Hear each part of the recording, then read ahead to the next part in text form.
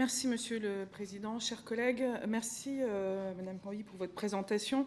Je crois que nous partageons ici les constats que vous évoquez, mais sans doute n'avons-nous pas tout à fait la même analyse sur les raisons et, de fait, sur les solutions qui pourraient permettre à réduire le déficit budgétaire.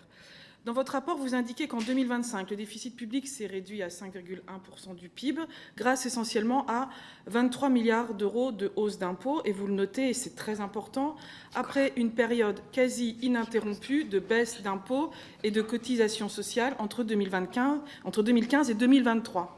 Vous avez dit tout à l'heure une hausse de 37 milliards cumulés en 24 et 25, comme si, ça y est, le levier recettes sur les 2 dernières années avait été largement activé. Peut-être serait-il utile de rappeler quel est le montant des baisses depuis 2015, des cotisations et des impôts, pour qu'on ait un peu un ordre d'idée. Ces hausses en 2025, vous le notez, ces mesures sont essentiellement des mesures temporaires. 7,5 milliards sur les grandes entreprises, 0,4 milliards sur la contribution différentielle des hauts revenus. Vous ne mentionnez pas d'ailleurs le prélèvement de 1 milliard sur les recettes des collectivités locales via le DILICO, c'est important de le dire. Par contre, dans les mesures pérennes et structurelles, donc qui viennent bien réduire le déficit de manière structurelle, il y a 1,8 milliard sur les employeurs publics avec la hausse des cotisations CNRACL, 0,7 milliard pour les taux de cotisation maladie de la fonction publique hospitalière et territoriale et 3,7 milliards sur le prélèvement, la fraction d'assises sur les énergies qui pèse sur les ménages. Donc en fait, ce qui est structurel, c'est essentiellement les employeurs publics, les collectivités locales et les ménages, et ce qui est pérenne reste les grandes entreprises. Et pourtant, la dette reste élevée et la croissance est faible. Donc, première question. Vous évoquez que pour 2026, vous trouvez que la réduction du déficit à 5%, qui est prévue, est faible, fruit, comme vous le savez, d'un compromis budgétaire. Avez-vous évalué le coût de l'instabilité politique qu'aurait fait peser la chute d'un gouvernement en janvier 26 ? Plutôt qu'un budget négocié, vous ne parlez que de crise budgétaire, mais vous omettez d'évoquer quand même la crise politique que nous traversons. Et une trajectoire, un budget, c'est forcément des choix politiques. Deuxième question. Depuis des années, la France plafonne à une croissance faible, malgré les réductions massives d'impôts depuis 2015, le quoi qu'il en coûte et la prolifération des niches fiscales pour les plus riches. Avez-vous évalué l'effet qu'aurait une politique austéritaire sur la croissance et l'emploi ?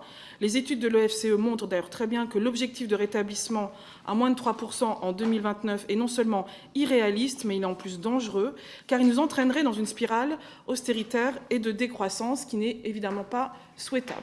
Je vous remercie. Merci, Madame la Présidente, vous avez la parole.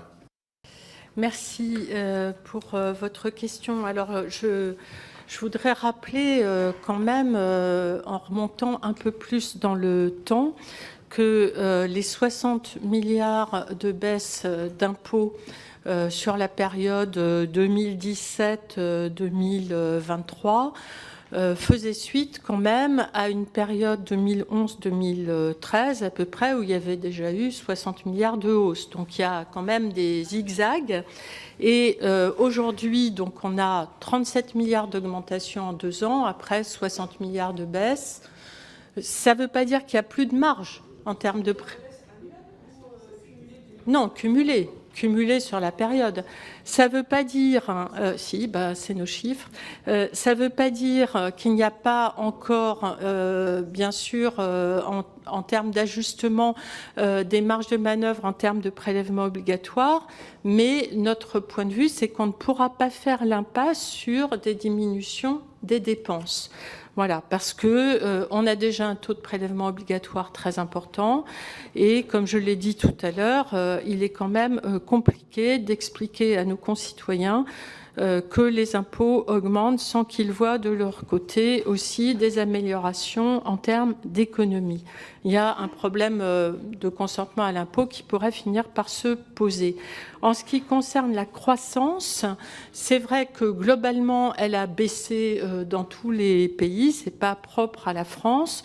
Cela dit, elle reste quand même, la croissance potentielle reste quand même positive en France. Et je pense que, pour répondre directement à votre interpellation, on n'a plus trop le choix aujourd'hui parce qu'avec 77 milliards de charges de la dette et 100 milliards à l'horizon 2029, de toute façon, il faudra trouver des marges de manœuvre. Est-ce qu'on pourra les trouver exclusivement sur des hausses de prélèvements obligatoires ? Ça paraît difficile.